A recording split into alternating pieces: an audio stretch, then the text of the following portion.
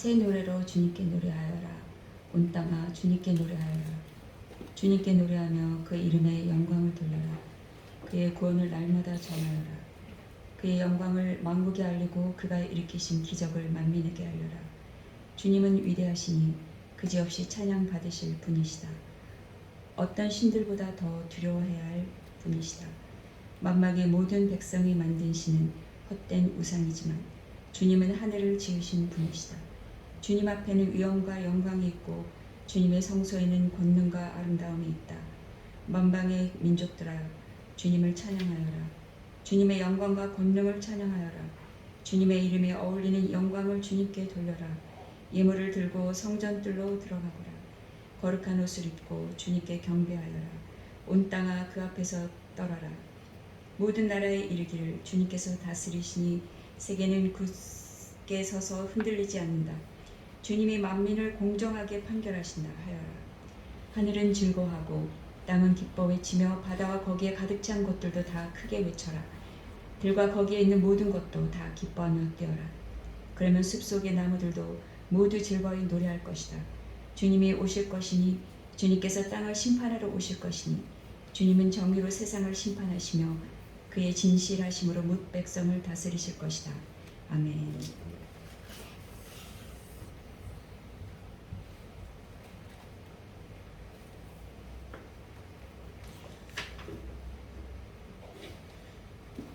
지난 주일 시편 95편 설교 제목이 하나님의 경배 이유였는데 오늘 시편 96편 설교 제목은 하나님 찬양 이유입니다.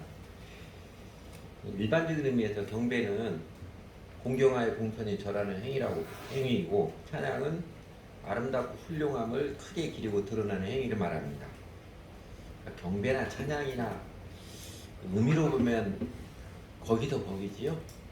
거의 비슷한 촌수로 따지면 사촌보다도 더 가까운 거의 형제지간이라 할 수 있는데 제가 이게 설교 계획하면서 굳이 이렇게 구분해서 설교를 해야 하나 싶었습니다. 그리고 여러분 크게 보면 시편 지난주에 봤던 95편이나 96편이나 내용이 비슷합니다. 거의 똑같다고 말해도 과언이 아닐 거예요. 전체적으로 하나님께 경배하자, 하나님을 찬양하자 독려하면서 중간중간에 하나님을 경배 혹은 찬양하게 된 이유들을 이렇게 증거하고 선포를 합니다. 설교 계획하면서 고민이 많았습니다.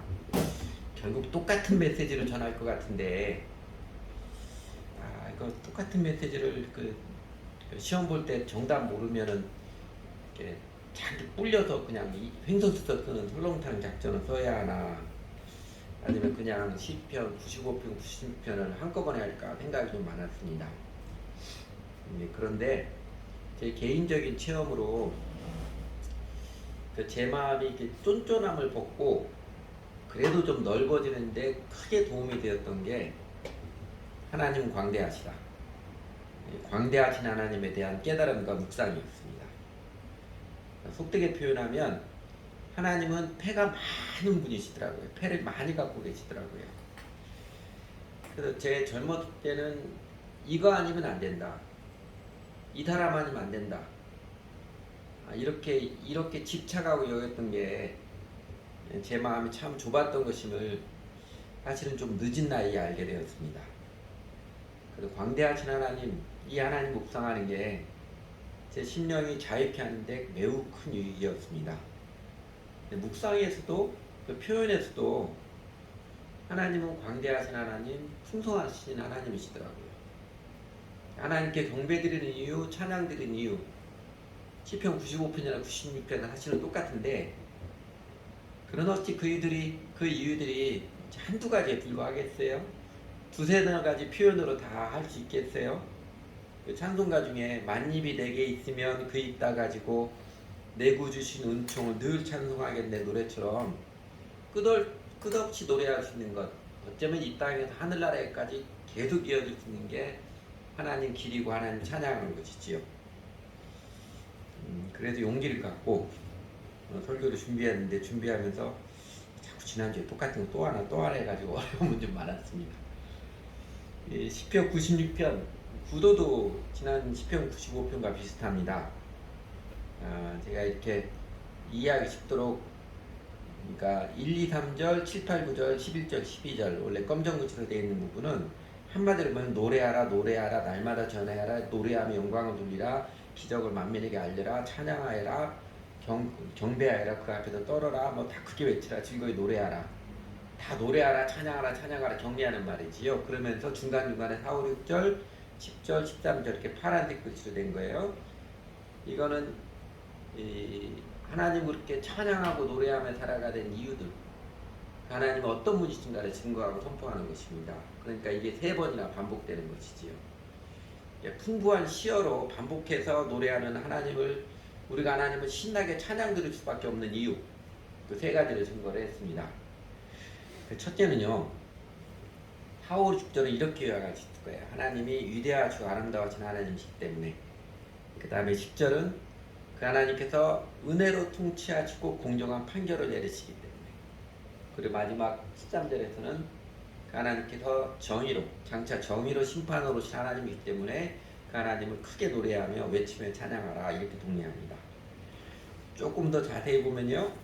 자, 첫째는 하나님은 위대하시고 아름다우신 주 하나님이시기 때문에 우리가 찬양합니다. 4, 5, 6절이죠. 주님은 위대하시니 그지없이 찬양받으실 분이시다. 어떤 신들보다 더 두려워야 할 분이시다. 만방의 모든 백성이 만드신 헛된 우상이지만 주님은 하늘을 지으신 분이시다. 주님 앞에는 위엄과 영광이 있고 주님의 성소에는 권능과 아름다움이 있다. 사실 사람이 하나님의 위대하심을 어떻게 말로 표현할 수 있겠습니까? 창조주 하나님 어떻게 우리 인간의 말로 다 표현할 수 있을까요?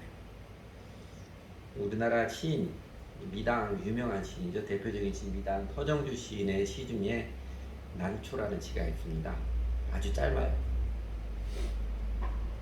하늘이 하도나 고요하시니 난초는 궁금해 꽃피는 거라. 하도나는 전라도 사투리죠. 하늘이 어찌나 고요하시니 하도 고요하니까 이런 것이죠. 하도나 고요하시니 난초는 궁금해 꽃피는 거라.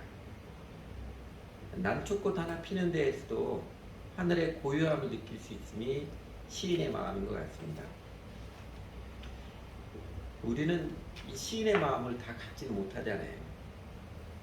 사실 하늘의 신비는요, 위대하신 하나님의 신비로운 손길들은 모든 만물에 깃들여 있지만 우리는 다 느끼지 못합니다. 그래도 우리들이 세상을 창조하시고 만물을 신비롭게 경이롭게 다스리시는 하나님 위대하심을 그래도 쉽게 느낄 수 있는 좋은 방편이 여러분 뭐인 것 같아요? 저는 바다를 보는 것과 산꼭대기에 올라가서 산천을 바라보는 것이지 않나 싶습니다. 교회 초창기 때 우리 교회 식구들이 북한단에 다 같이 등산을 하러 간 적이 있었습니다. 백운대죠. 백운대 꼭딱 올라간 적이 있었는데 언제 저희 교회도 올가을에는 한번 다 같이 등산하러 한번 올라가야 될까 봐요. 하도 오래가 안 해서 한번 날 잡아 등산하는 걸 올라가면 좋을 것 같습니다. 근데 백운대 꼭대기 올라가니까 한 형제가 그러더라고요.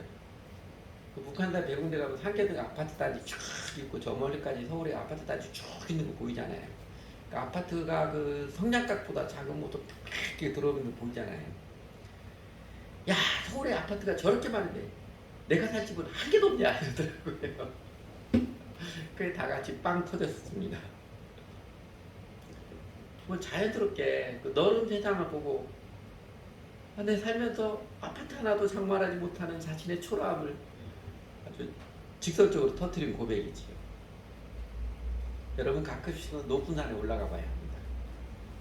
마치 소반에 그 깨알들이 모여 있듯이 나무들이 팍팍하게 들어서 있는 모습을 보면 또 광활하게 첩첩이 펼쳐지는 산 등성이들을 보면 아주 자연스럽게 나의 작음을 알고 그분의 크심을 알며 고백이 나옵니다.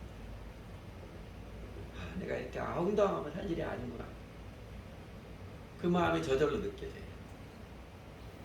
바다,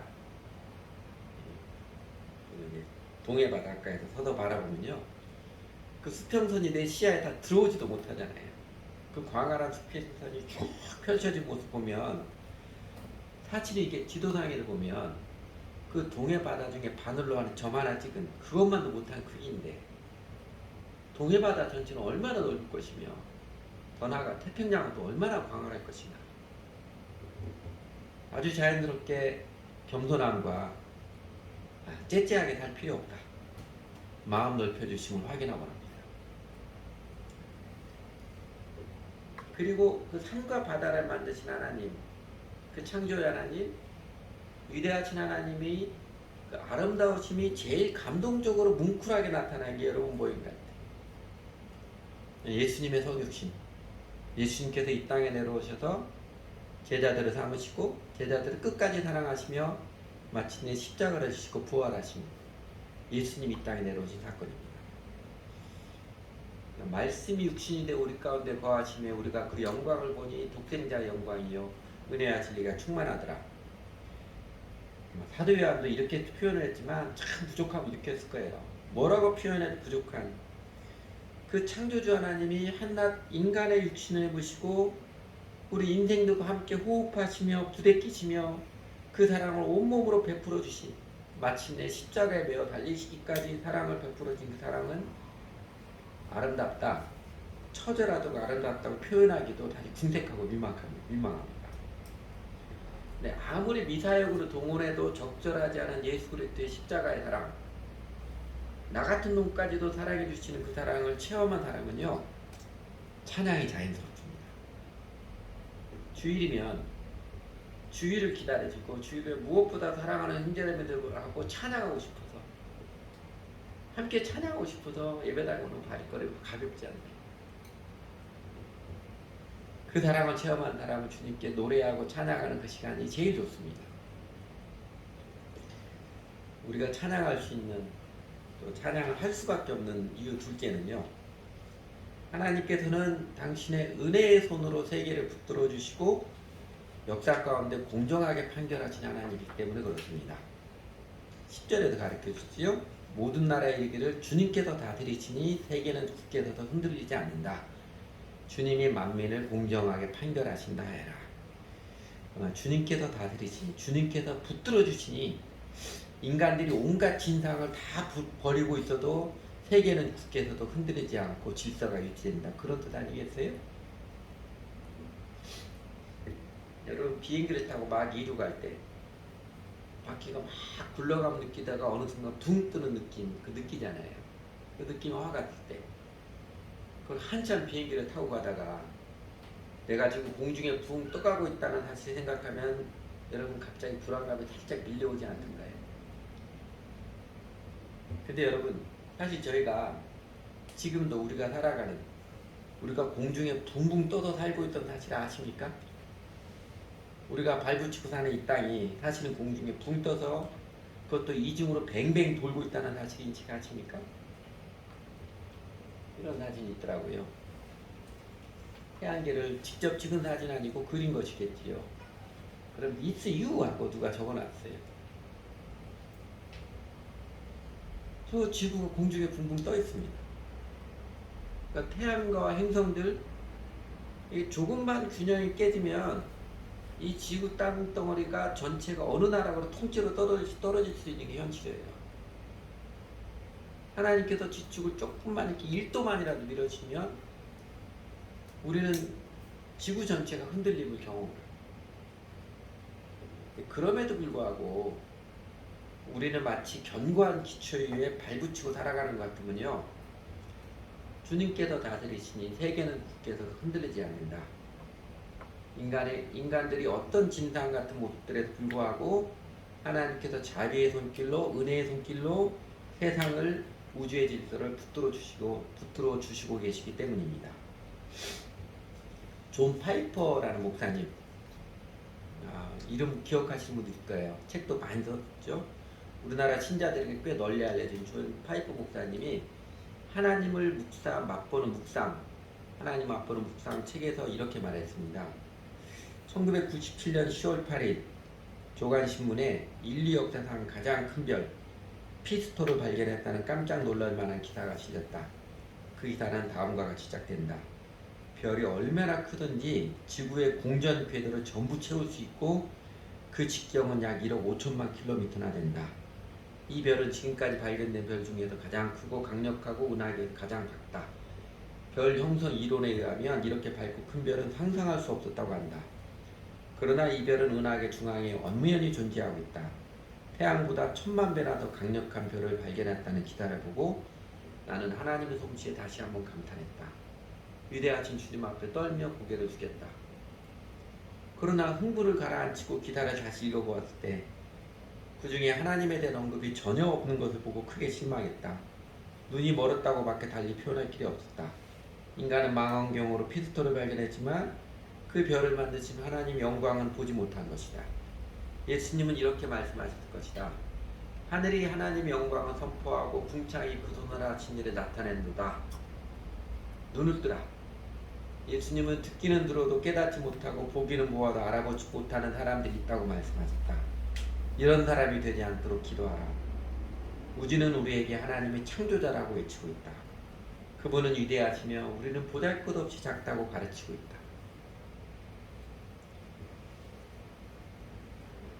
신비와 경이에 대한 감각을 잃는 순간 우리 심령은 빈곤을 택한 것이나 마찬가지입니다.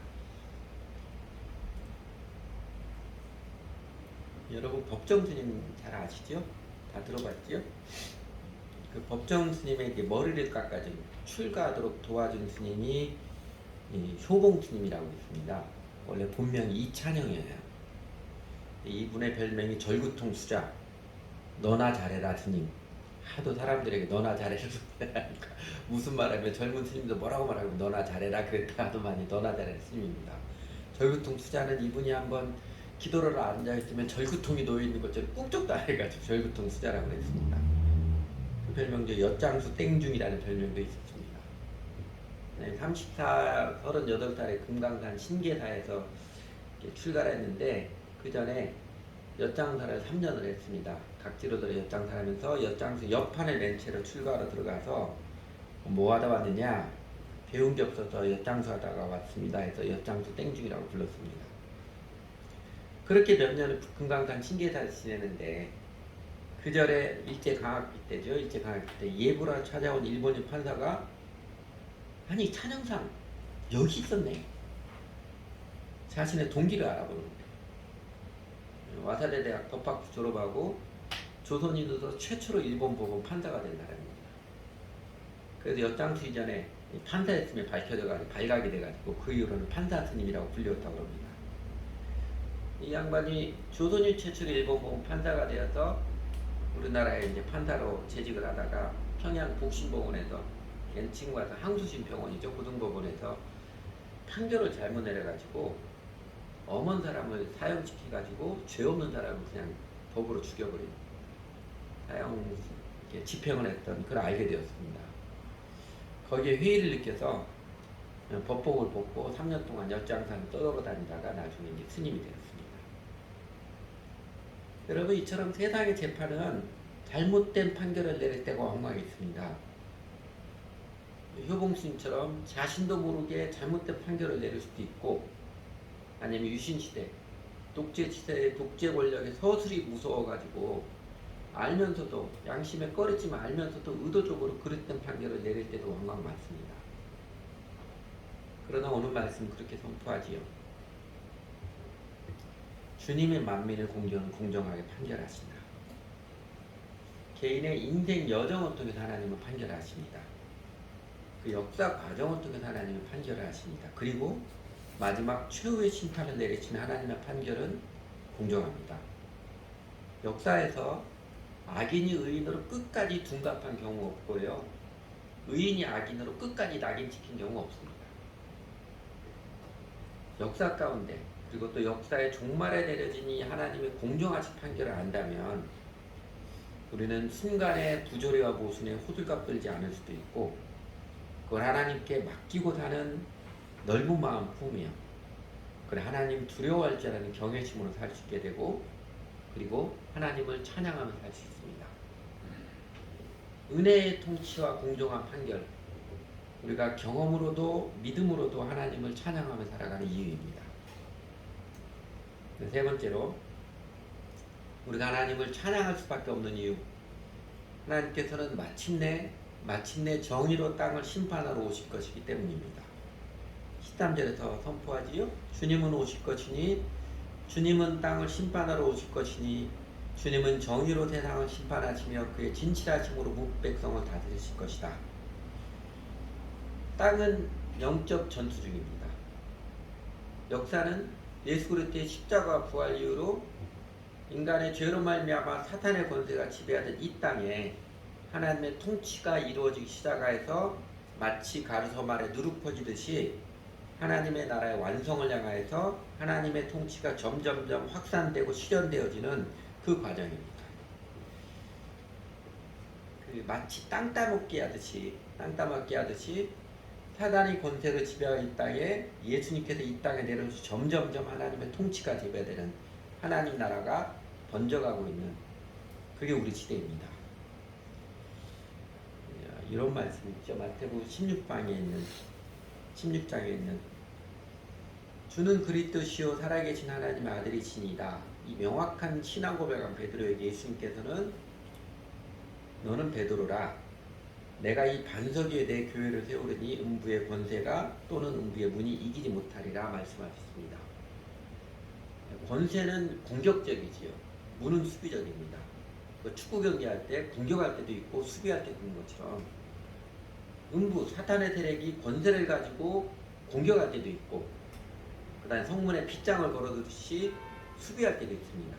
마찬가지로 하나님 나라 운동, 하나님의 통치가 수비하는 사탄의 권세를 막을 때도 있고 더 나아가 하나님 나라 운동, 하나님의 권세가 사단의 문을 부수고 들어가는 공격할 때도 있습니다. 그리고 교회는 내가 이 반석에 내 교회를 세우려 했던 것처럼 베드로처럼 예수님을 주님으로 믿고 따르는 교회는요 그 하나님 나라의 운동을 위해서 존재합니다.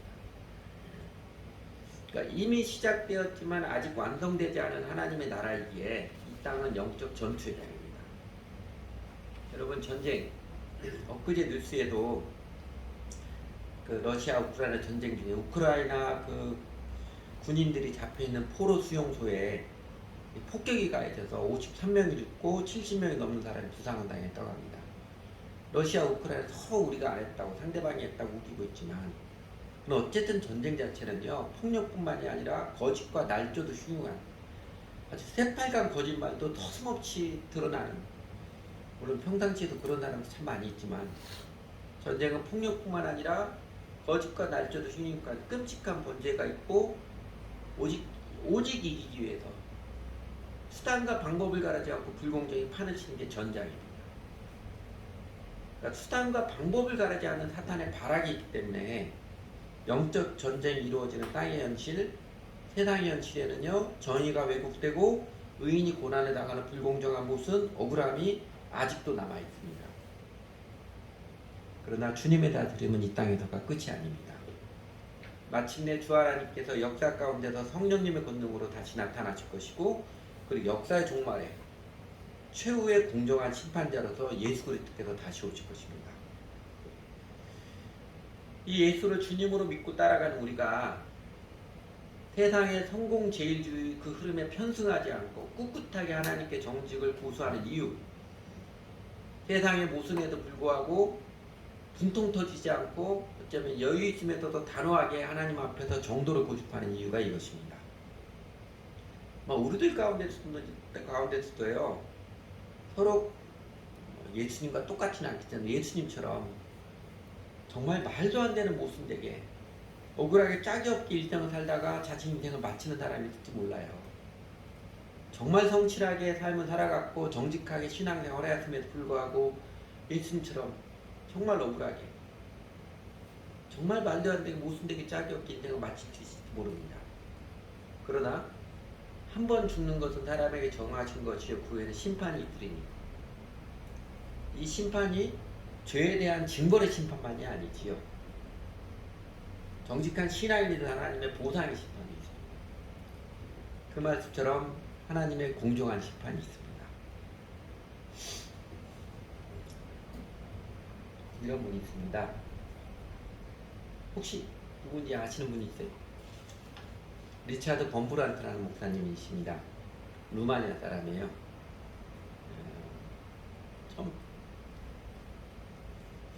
2001년 2월 달에 순교하셨습니다.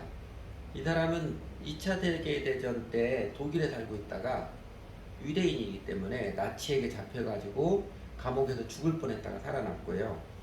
그러니까 이제 전쟁 끝나고 루마니아에 가서 복음을 전하고 하나님의 복음을 전하러 갔는데 그 공산당에서 그 공산주의자들의 공산당에 잡혀가지고 지하 9m에 있는 감옥에서 1948년에서 1964년까지 만 14년 동안 지하 9m 감옥에 살았습니다.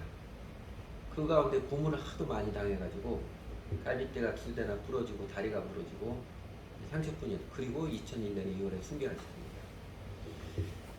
오늘날 교회당 안에는 두 부류의 믿는 사람들이 있다.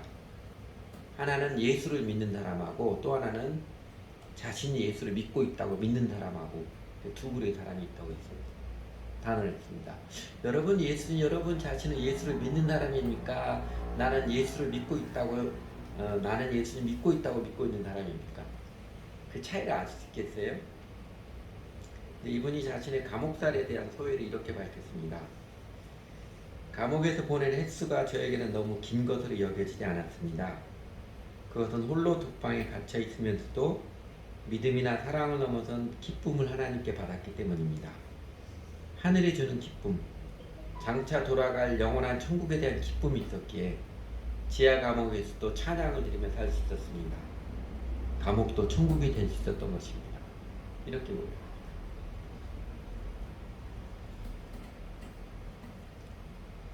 산과 바다, 하늘을 지으신 그 위대하신 주 하나님께서 상한 갈 때도 마저 꺾지 않으시는 그 섬세한 사랑으로 우리들에게까지 찾아오신 아름다우신 놀랍도록 아름다우신 하나님이시기에 우리는 우리 주 하나님께 기꺼이 사랑의 노래를 불러드립니다.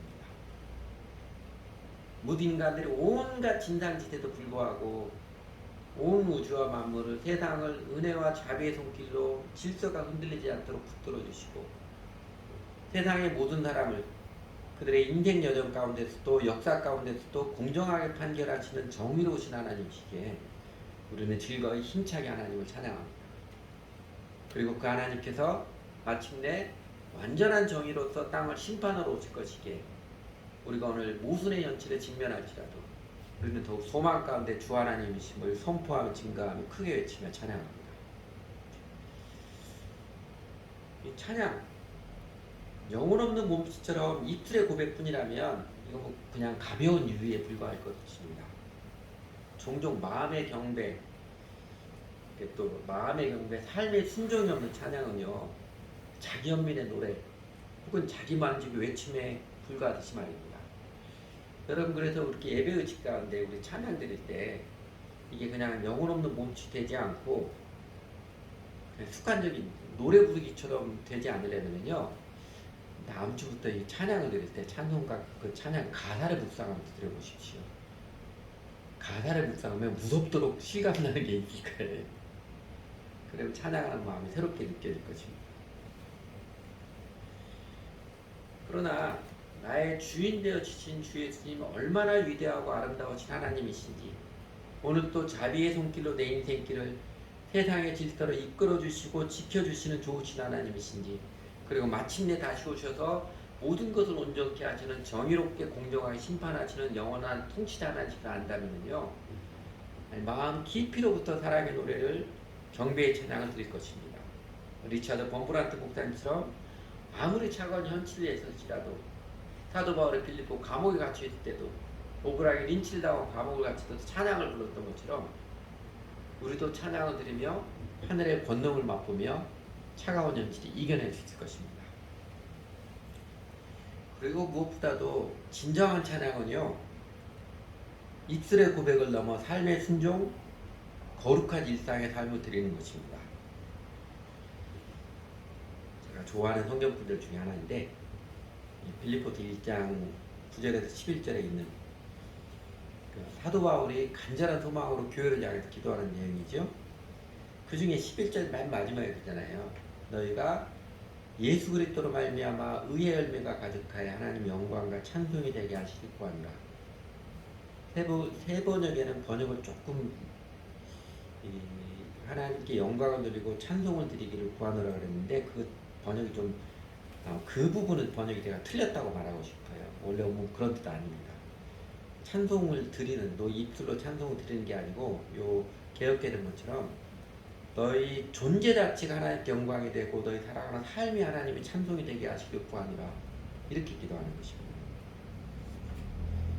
그러니까 바울의 소원의 기도처럼 내 모습 전체가 하나님 앞에 정의롭게 바로 세워지는 모습을 통해서 내가 살아가는 삶 자체가 하나님께 영광이 되고 찬송이 되는 게 이게 최고의 찬양입니다.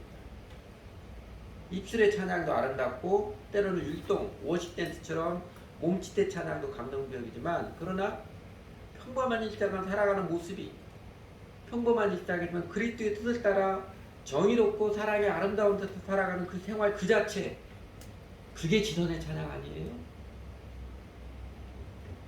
주보 3면에도 있는 것처럼 하나님을 가장 잘 섬기고 가장 복종을 잘하는 사람이 하나님을 가장 잘 찬양하는 사람이다.